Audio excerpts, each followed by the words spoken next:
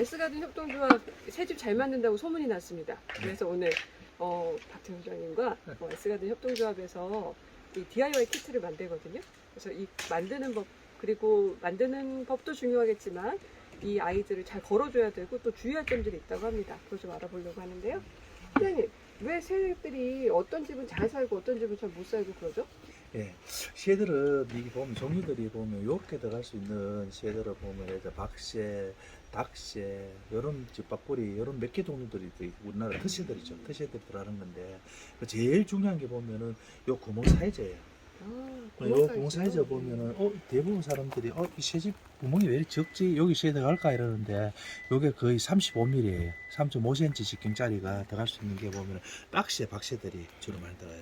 이게 크면은 새들이 나중에 알 까고 새끼가 보할 때 위험감을 느끼기 때문에 위험하다고 느끼기 때문에 이게 잘 안 들어가요.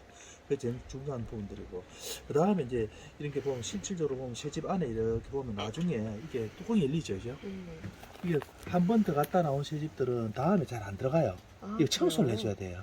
이거 재활용 가능할 수 있도록 우리 S가든의 새집은 특징적인 게 보면 이 문을 열 수 있다는 거죠. 이렇게요. 그렇군요. 그렇죠. 어떤 데 다들 문을 열려요. 그 다음 중요한 부분들이 여기 자세히 보시면은 여기 보면 톱으로 켜난 자국이 있죠. 네. 예. 이것도 보면은 새들을 배려해서 만든 거예요. 새끼들이 나중에 실질적으로 보면은 한 2주 정도 이렇게 지나면은 이 새집에서 나와서 독립을 낼 때 이게 보면은 자꾸 올라갈 길이 없어서 경우에 따라서는 못 올라오는 경우가 많아요. 그것도 요거는 실질적으로 사다리처럼 다 올라올 수 있도록 이런 것들이 보이지 않는 미세한 것들이 이제 새의 특성을 고려해서 새집을 만들기 때문에 저희들이 보면 그 다음에 보면은 또 중요한 부분들이 보면 이 두께 이런 것도 굉장히 중요해요. 너무 크면은 새들이 사실은 안에 이렇게 이제 보면은 예를 들어 이끼라든가 풀 같은 걸로 침대를 만들어요. 침대를 만드는데 양이 많이 들어가면은 사실 좀 힘들어요. 그래서 보통 보면 요 두께는 한 9cm 정도, 네. 높이는 한 10cm 정도, 이런 정도, 10cm, 15cm 정도 이렇게 해서 얘를 만들어요. 자, 그리고 요게 이제 우리가 보통 하는 거 보면은 우리 이 표준형인데 이런 형태의 집들이 대부분 다 많이 새들이 들어요. 요거는 이제 작은 새들이지 만들고 그 다음에 경우에 따라서 구멍이 좀 큰 거는 이 큰 거는 또 집밥구리 같은 거 이런 것도 좀 비교적 큰 새들이 좀 들어가요. 예. 그리고 난 다음에 보면은 요런 새들도 마찬가지로 끝나고 나면 이게 여기도 문이 이렇게 열리게 돼 있어요. 밑으로. 그렇군요. 그렇죠. 이쪽이 예. 열리는군요. 그렇죠. 이렇게 열리는데 문제는 뭐냐면 이게 평상시에 이렇게 문이 잘 열리면 되지 않잖아요. 그리고 여기 뒤에 보면은 또 핀을 이렇게 박아놓은 경우도 있어요. 이렇게 핀을 박아가지고 이게 그렇죠. 나중에 청소할 때만 핀을 박고 하니까 이런 것들을 보면 디자인 측면에서 보면 굉장히 이쁘죠. 이제 단순하게 시애들이 이제 사는 공간도 중요하지만 정원에서 정원 가든 퍼니처라고 이제 액세서리로서 활용을 많이 하고 있죠. 우리 저희들이 지금 현재 많은 종류들의 새집을 만들어 봤지만은 지금 현재 이렇게 상용화 해가지고 이렇게 만들고 있는 종류는 한 20여 종, 20여 종인데 많이 이렇게 그 소비자들이 좀 좋아하는 타입들은 이런 타입도 굉장히 좋아해요. 그리고 보면은 이 새들이 이게 색깔이 너무 알록달록하지 않냐 그러는데 실질적으로 보면 새들은 생명이래요. 색깔을 잘 모른대요. 그래가지고 저희들이 이제 어떻게 보면은 정원에서 액세서리 때문에 그 TV에서 보면 색깔 지붕도 여러 가지 있고 코도 있어요. 요 코가 보면은 실질적으로 보면은 이 코가 사실 없는 게 더 나을 수도 있어요. 왜냐하면 새들이 여기 앉아서 이렇게 들어가는 것도 있지만은 그 요 코 때문에 이 새들이 불안해하는 경우가 생겨요. 그리고 이제 중요한 것들이 이게 새들을 만들어 가지고 하는 게 아니고 새들이 실질적으로 들어오기 위해서는 이게 다는 위치들이 굉장히 중요하거든요. 그 지금 보시면 여기 몇 개 다른 놨죠. 그 여기는 지금 새들이 왔다 갔어요. 저기는 안 왔다 갔어요.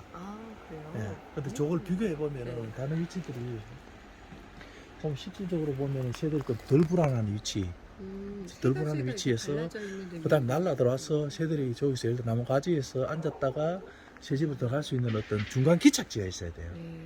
너무 이렇게 뚫려 있으면은 이 새들이 못 와요. 그렇기 때문에 항상 이 새집 구멍 방향에서 저기서 보면 항상 저런 데서 앉았어 있고 그러거든요.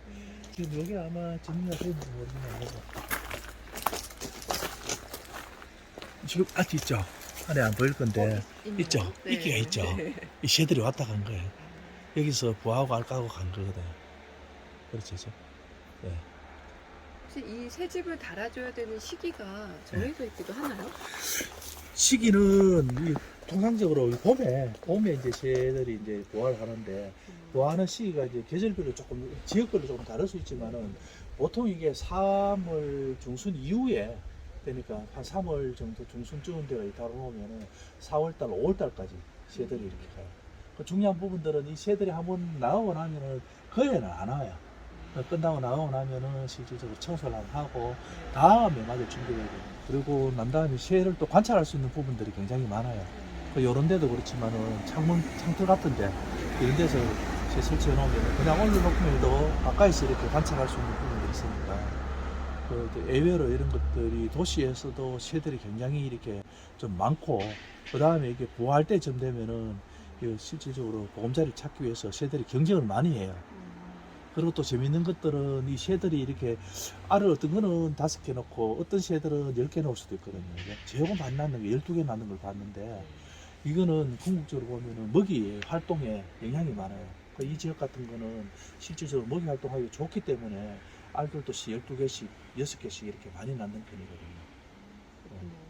지금 일례로 저런 공간에도 지금 그 새들이 새끼 가서 갔어요. 근데 저런 것들은 굉장히 위험해요.